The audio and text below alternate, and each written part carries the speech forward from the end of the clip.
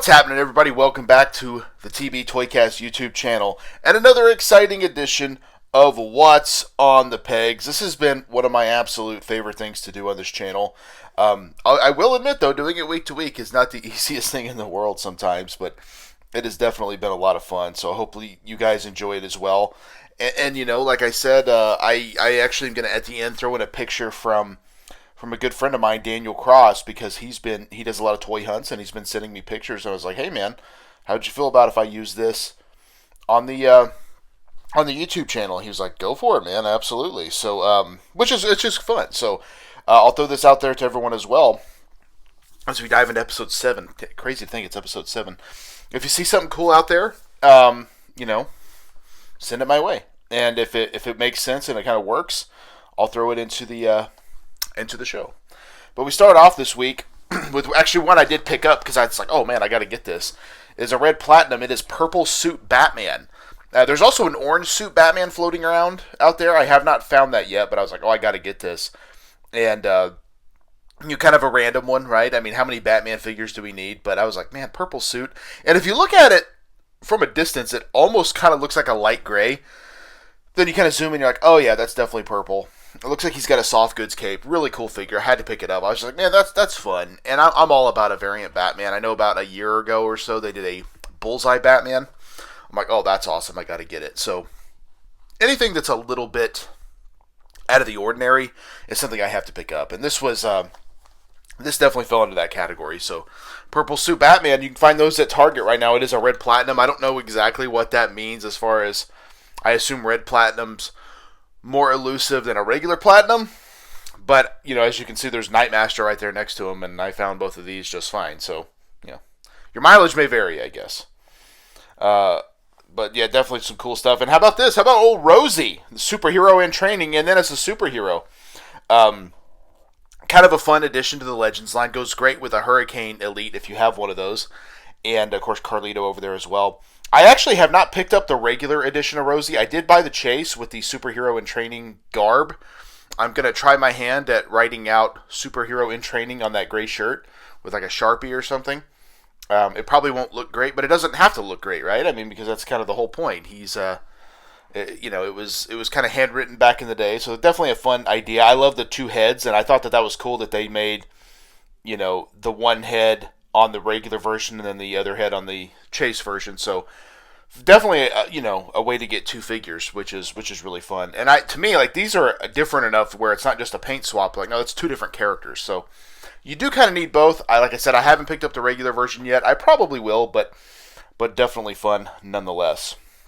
NECA Turtles are always killing it with the figures here. We got Tattoo and Worm.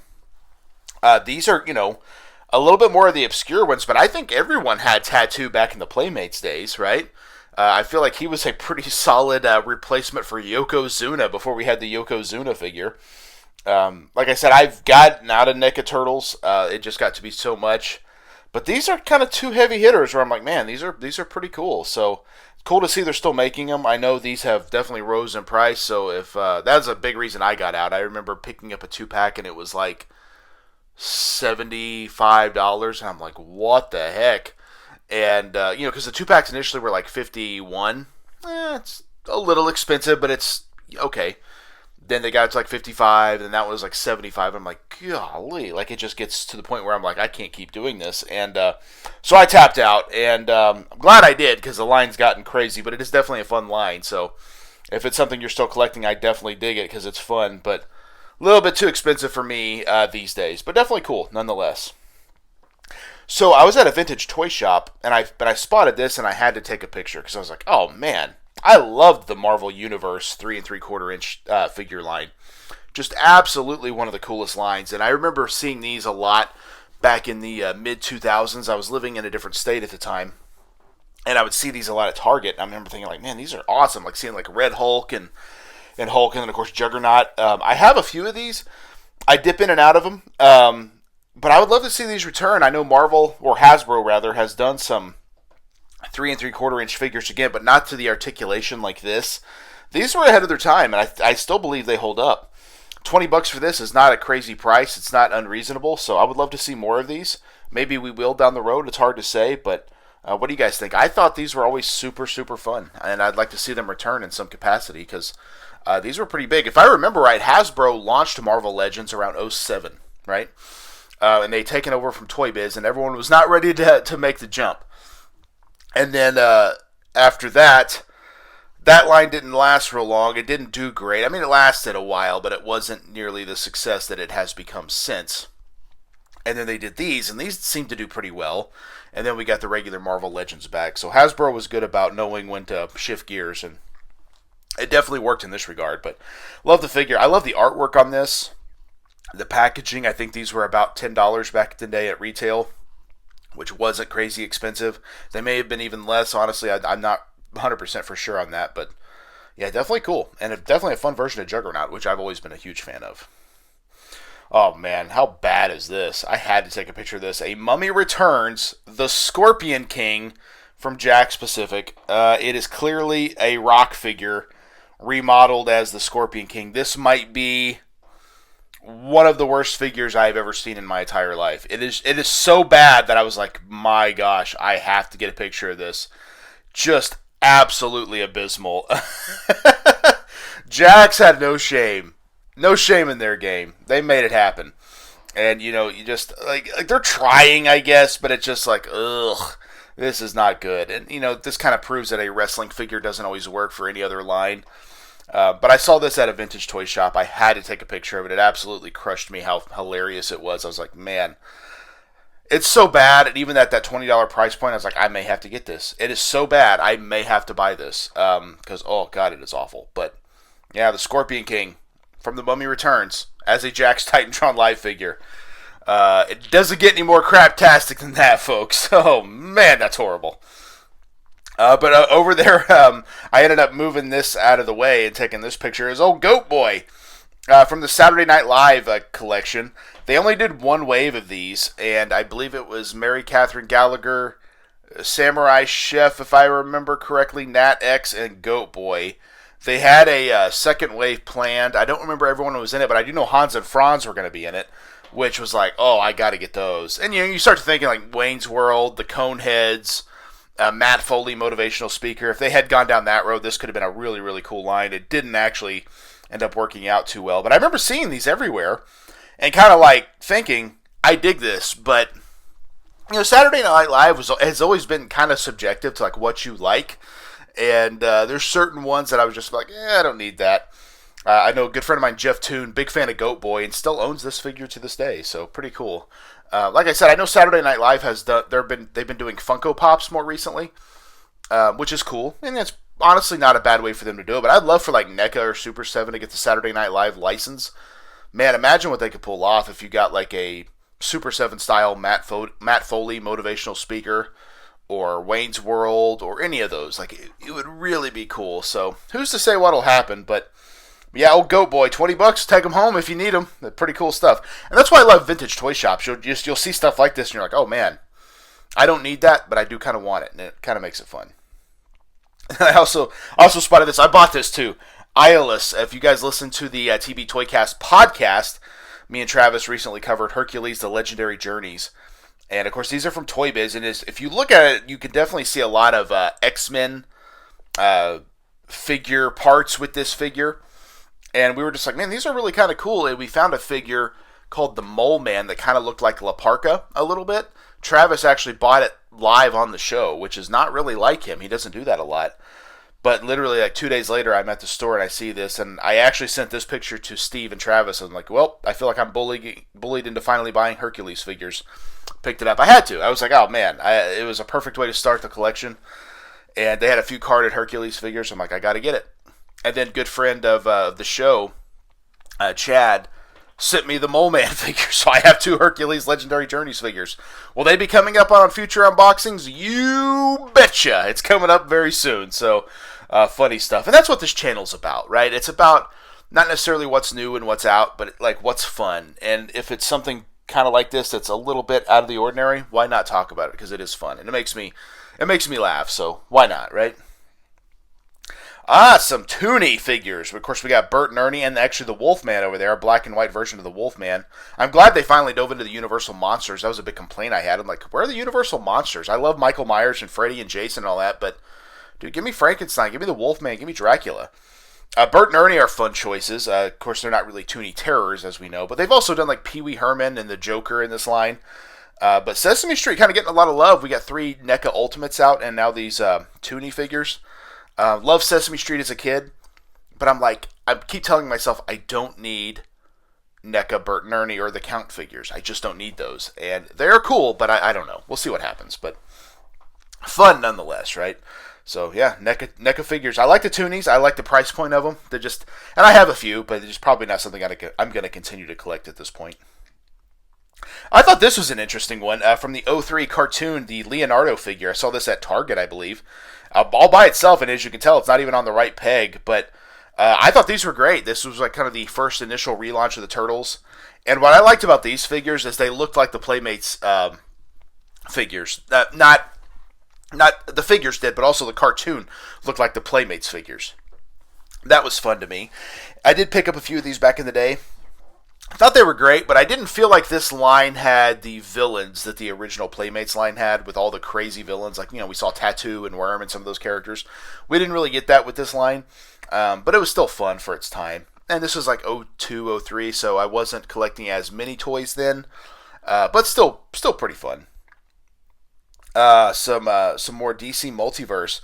So this is kind of a big wide picture, but I was really wanting to highlight the Hal Jordan armor suit. I thought that was a pretty cool figure. Kind of got the steel vibes there, but with the bright green. I love the paint job on that one. This kind of falls into that, okay, do I actually need this for the collection? I love DC Multiverse, and I actually just picked up Deadshot and Adam Strange today from BestBuy.com. They were running $10 off each one, so I got both of them for $40. I'm like, you can't beat that. So those should be arriving at my doorstep anytime. And but the Hal Jordan armor suit, it's a great figure, but again, I'm like, do I need this? It's cool, yeah, but do I actually need this for the collection? That's kind of where I'm unsure, but it is still fun to see. So, but again, DC Multiverse, we might be losing that at some point. I think in like late 2026. I mean, that he could still produce 200 figures by that point, so it's not like we're in a rush or anything. But you kind of wonder, like, I wonder how many of these we're actually going to get. So, it's one of those things. Like, do I need this? I don't know, but I'm really glad that they're offering it. And DC Multiverse is still, to me, one of the best figure lines going today. I think they're absolutely fantastic. And then, of course, my last picture is going to be this one. Oh, man, I was pretty excited to see these. I have since picked up a couple, and that is the Goosebumps line from Trick or Treat Studios. As you can see here, they've got the Haunted Mask and the Scarecrow Walks at Midnight. They look just like the old school books with the colors and the running font and everything. So cool. $25 price point. A little expensive for what you're getting. I love the stand, though, with the slime and the trading card that looks just like the old school book cover. I think that's super cool.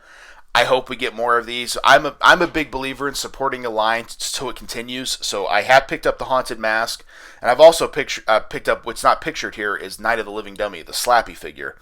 There's 5 of them in the line, and you can also build a figure of Curly, which is like the bonehead mascot that they would have.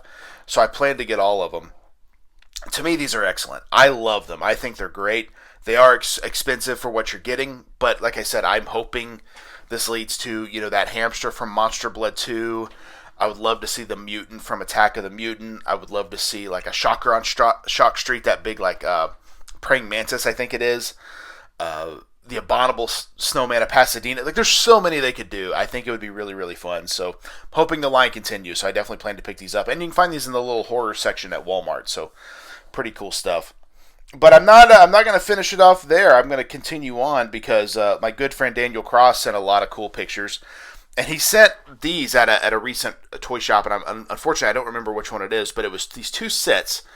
And I'm like, man, I kind of forgot about these until he sent them. One of them is the Brawl for All Ring of Doom, and the other one is the Buried Alive set. So the Brawl for All Ring of Doom, of course, you got Viscera, The Undertaker, Vince McMahon, and Stone Cold Steve Austin. You got a ring, and if you look down there in the bottom corner, there's like these skulls that go around, and there's like an actual hearse, plus the 4 figures in the ring. Really fun sets back in the day.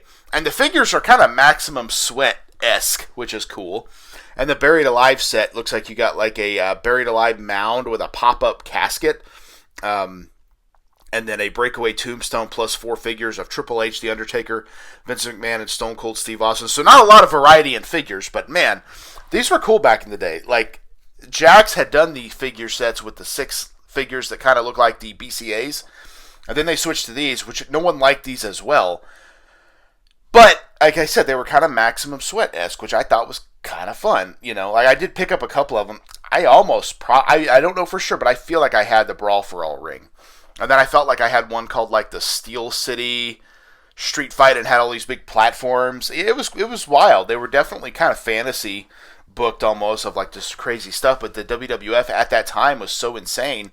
None of this would have seemed out of the ordinary. So very, very cool stuff there. So big thank you to Daniel Cross for sending over that picture. So if you see stuff out on your toy hunts, shoot them my way at the TB Toycast. I'm all over social media, Instagram, the X. Instagram's probably the best way, though.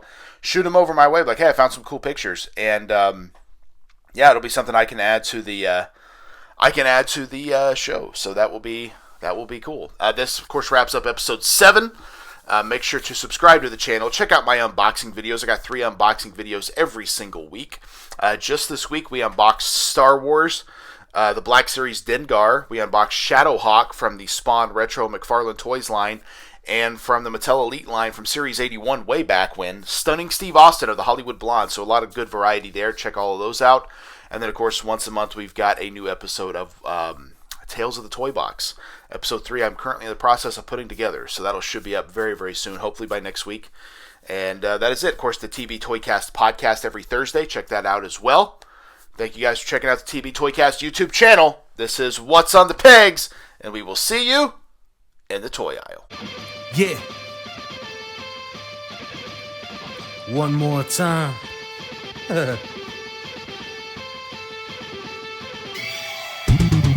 It ain't over till I say it's over. So lock the cage up, cause this is a takeover. The wait's over. If this the final time we meet, then you'll be on your back on my feet. Then I'll tip the cage over as a hangover. I'm super fly so I can splash off the top. And I can shut down the shot.